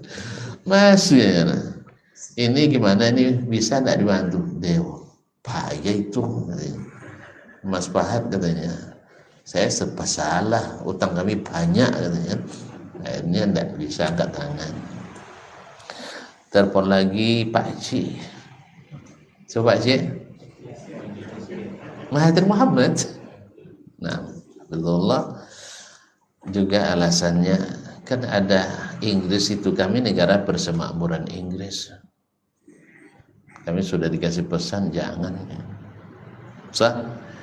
Telepon lagi Pakistan deh. Nah, gimana caranya ya kan? Saya terancam juga kan. Presiden kan diledakkan dia kan di pesawat kan. Jadi semua sampai Raja Maroko, sampai Raja Jordan, sampai Presiden Mesir, semua 29 kepala negara dihubungi, tak satu pun siap membantu. Akhirnya apa yang terjadi? Amerika ngungkit-ngungkit terus. Sami aja lewat tuh katanya. Amerika memang punya kepentingan. Sudah lama dia minta buka pangkalan di Timur Tengah, tapi ditolak terus. Nah sekarang kesempatan. Mengambil kesempatan dalam kesempatan.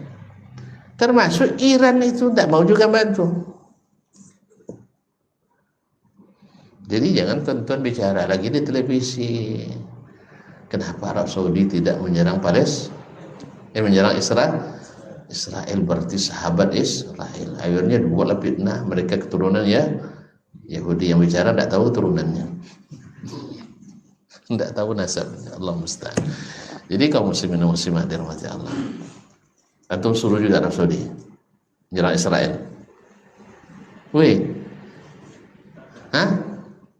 Mereka sudah amankan dua tanah suci, Makkah dan Madinah. Akal betul lah, suruh Iran sendiri. Kita tengok hasilnya. Cuman kok sekarang aja mereka ngomong, sebelumnya kemana sih? Carilah satu saja nama orang syahid bernama Iran di sana. Kan Palestina sudah sejak 48. Sekarang tahun berapa? Mana ya tentu tahun deh. Ngadu. Sekarang tahun 2026 dikurang tahun 48. 1948. Berapa tahun? 78 tahun weh. Bagaimana Iran selama ini ada mereka perang lawan Israel? Tidak ada. Tapi kini inilah satu-satu negara yang bela Palestina. Kemudian sudah berapa dolar yang mereka kucurkan untuk membantu Palestina? Jadi kaum muslimin dan muslimat, alhamdulillah Arab Saudi masih tetap komitmen 5 juta sebulan. Mau 5 juta sebulan? Tidak rupiah lagi. Nah, Suriah dibantu 10 juta sebulan. Entah berapa bulan saya tidak tahu, yang jelas mereka komitmen itu dan tetap dibayarkan. Akhirnya Iran loh. Jadi subhanallah, jatuhnya Baghdad tahun 2001. Nah, sebelumnya tadi Salahuddin ketika nak berebut kembali Baitul Maqdis, tahu tidak apa yang dilakukannya pertama kali sebelum ke Palestina? Bilang aja tidak tahu, biar cepat. Dia selesaikan dulu urusan dengan orang Syiah di Alexandria di Mesir. Kenapa? Karena Alexandria itulah pelabuhan utama masuk dari negeri lain ke negeri Islam. Kalau sebenarnya ini tidak diselesaikan, terulang apa yang terjadi 40 tahun yang lalu. Mereka suka menggunting dalam lipatan. Menggunting dalam lipatan, tidak tahu. Ya Allah ya Rabbi. Jumpa kawan sama kita, tapi nak menghancurkan kita. Ini seperti berkawan sama kita, tapi menghancurkan kita. Ini kalau banyak yang debat waktu itu, para pakar, pemikir-pemikir tidak setuju. Loh, orang bersyahadat kok diserang? Saudara kita, katanya. Orang ini kalau tidak selesaikan, menjadi kegagalan kita nanti.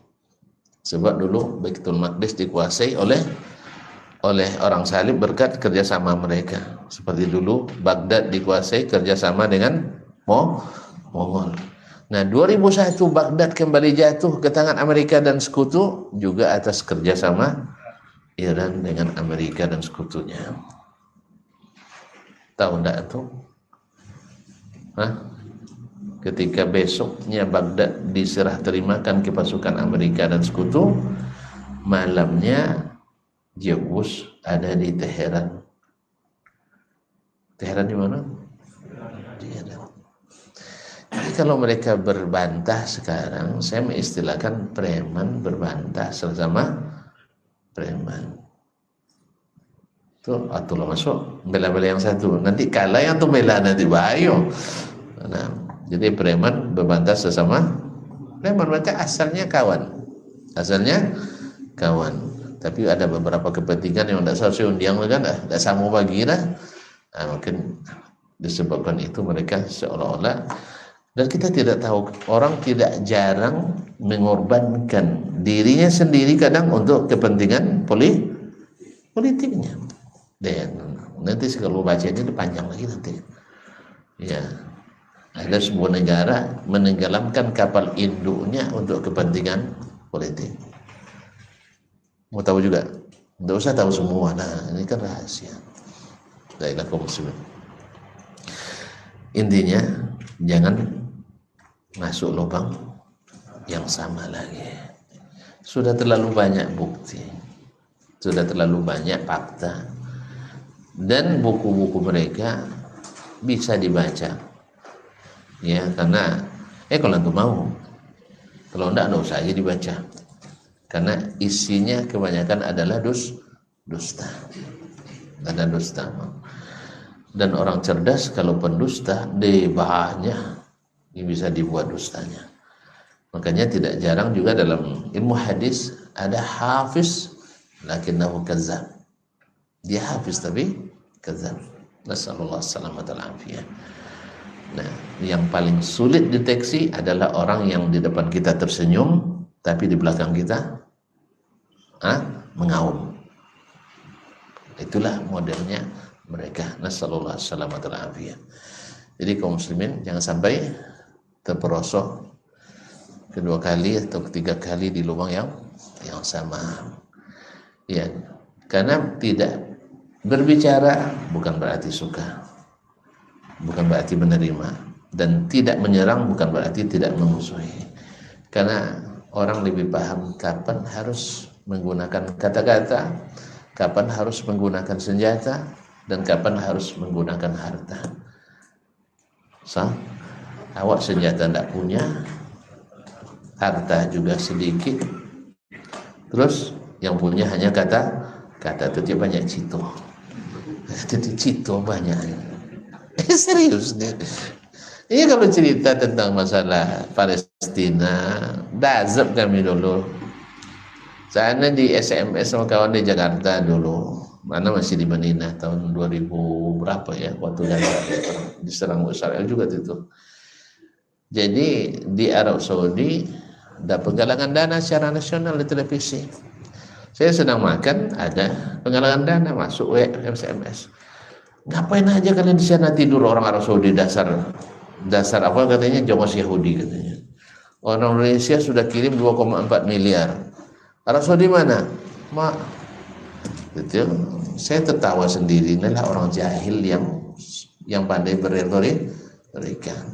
Jika dia jahil, lalu saya jawab, kalau antum tidak tahu, jangan komentar dulu. Alhamdulillah di depan sudah terlihat di running text-nya. Baru masuk pekan pertama, kalau tidak salah hari ke-5 atau ke-6, sudah terkumpul lebih dari 846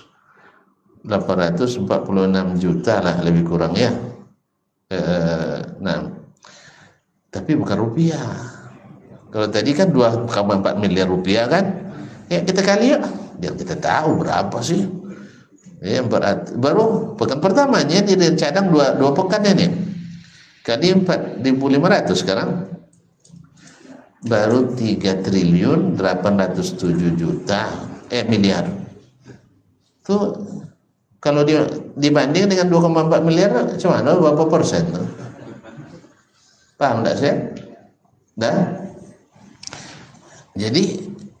Jadi orang kita tuh tidak tahu, karena memang orang ikhlas tuh jarang komprehensif pers. Awak Allah jadilah sudah. Rencana sudah tidak terkumpul, kadang rencana 3 miliar terkumpul 300 juta, tapi ceritanya sudah terbang kemana-mana. Kemana mereka tidak beri dulu, bagi mereka tidak perlu. Makanya sampai hari ini di badan nasional dan badan internasional tercatat tetap Arab Saudi sebagai pengisi nomor 1 untuk bantuan internasional. Tak ada yang bisa mengkirinya. Paham sih? Walaupun mereka tidak banyak keluar, mereka belajar selalu ikhlas. Jadi itu baru dari rakyatnya 3 triliun lebih, hampir 4 triliun. Dan baru saja Raja Abdullah waktu itu memberikan infak 1 miliar. Sekali lagi bukan rupiah, 1 miliar dolar. Kita hitung ya, ditambah 1 miliar itu berapa nolnya? 9 ya. 1 miliar dolar. Dolar berapa sekarang? 18.000.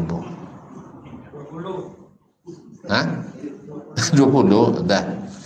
Berarti totalnya jadi 21.807 miliar. Itu 2,4 miliar se-Indonesia. Jadi mohon maaf. Jadi kadang-kadang saya terpaksa mengatakan ini karena kita sering menzolimi orang. Itu masalahnya. Kalau antum infak saja, tidak mengatakan orang tidak berbuat, Itu tidak ada masalah, bagus itu. Cuma salahnya dasar boneka Yahudi kan itu jadinya, dasar keturunan ya. Kan ini yang selalu dikatakan, Arab telah menjual Palestina ke orang ya Yahudi dan seterusnya. Padahal mereka yang buka kedutaan Israel di negaranya yang bilang. Makanya kita, saudara kita dizalimi, tidak boleh. Ustaz kan karena lama di sana, iya karena lama tuh makanya. Walaupun mereka tidak berjasa, wajib saya bela, apalagi mereka berjasa. Masa iya, antum sering makan di rumah saya, tiba-tiba orang bilang dasman tuh cilakur nih kan, tentu diam aja. Atau bilangnya dasman tuh sakiki uang lah nya. Padahal antum makan di rumah saya terus, gratis, tuh saya diam aja saya, ya mungkin. Zalim saya, saudara kita disebut keburukan, difitnah, lalu kita tahu dia tidak seperti itu, lalu kita diam. Berarti Ustaz lebih sayang pada Rasul daripada Indonesia. Menurut antum itu gimana? Hah? Gimana? Woi, kira-kira belahlah dadaku. Kalau saya lebih senang di sana, mana ini pulang saya. Di sini gaji saya langsung tinggi waktu itu, 1.625.126,28 rupiah. Ya di situ paling gaji waktu itu kalau saya terima waktu itu 4.000, cuma sepiring sate lontong dapat kan, coba 4.000 rial. Lumayan juga deh 4.000. Kalau saya terima waktu itu mungkin untuk pertama kali itu kali 4.500, lumayan ya. 18.000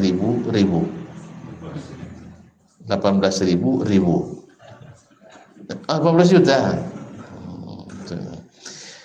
Jadi padahal apa namanya, kalau memang senang di sana tetap tinggal di situ kita. Apalagi dengan aturan undang-undang baru sekarang, saya bisa ngambil kebangsaan. Lama tinggal di situ dan punya takhasus yang dibutuhkan, anak-anak lahir di situ kadang bisa ambil ke warga negaraan. Jadi kenapa saya pulang? Darahku Indo. Astagfirullahaladzim. Garuda kita jantung ragu. Subhanallah. Hah? Iya, bukan ya Kampar ya Ciliwung pun sudah sih. Lama saya ada berapa lama di Jakarta. Jadi wallahu taala alam. Ada pertanyaan, silakan kalau ada yang mau diklarifikasi atau disclaimer, silakan. Nah, hak jawab. Jangan nanti terbawa pulang kan ada mimpi tak apa-apa sebut ustaz tadinya. Padahal yang saya dengar lain katanya. Katakan sekarang. Kalau saya tidak tahu, saya bilang tidak tahu. Kalau saya salah, saya akan klarifikasi kembali. Nah, silakan. Ada enggak yang mau yang saya sampaikan tadi yang mau enggak? Inilah dia ingin pulang nampak ya. Ada loyo. Nah, mudah-mudahan yang sedikit ini sebenarnya masih banyak lubang-lubang yang harus diingatkan. Tapi cukuplah untuk sementara demikian, dan karena memang ada kaitan dengan usul min usuli ad-da'wati inda alil hadis, yaitu keyakinan yang benar, keyakinan yang sahih. Jangan sampai kita berubah pula keyakinan dari yang awalnya di atas sunnah, tiba-tiba sudah mulai cenderung pula ke Syiah, atau setidaknya tidak anti dengan kesesatan. Ya kalau sudah kita buka pintu untuk menerima yang sesat, khawatir kita akan terpeleset masuk ke pintu kesesatan. Maka hindari itu. Sekali lagi, yang tertipu bukan orang-orang biasa. Ada yang sudah mempunyai merek-merek tinggi, profesor, doktor. Kalau cerita tentang itu panjang. Dulu ada orang bisa ngadakan PT dulu kan. Tamat Amerika ibu tuh jadi penasehatnya, jadi pengikutnya. Soalnya kan bisa menyadakan PT. Tahu PT enggak? PT 1 juta bisa jadi 300 juta. Yang tertipu orang-orang besar. Profesor doktor tamatan Amerika. Jadi jangan bangga, saya bisa kok, bisa menganalisa. Pisaunya tidak ada lah. Antum nak operasi saya, ruang operasi tidak ada, belajar operasi tidak pernah, alat operasi tidak ada, bahan-bahan kimia tidak ada, suntik masih boleh posen. Operasi udah mulai, suntik baru dia posannya di Medan pula. Operasi 8 jam. Tidak bisa kaum muslimat dirahmati Allah. Percaya diri berlebihan tidak bisa. Kan seperti tadi lah, kalau orang-orang yang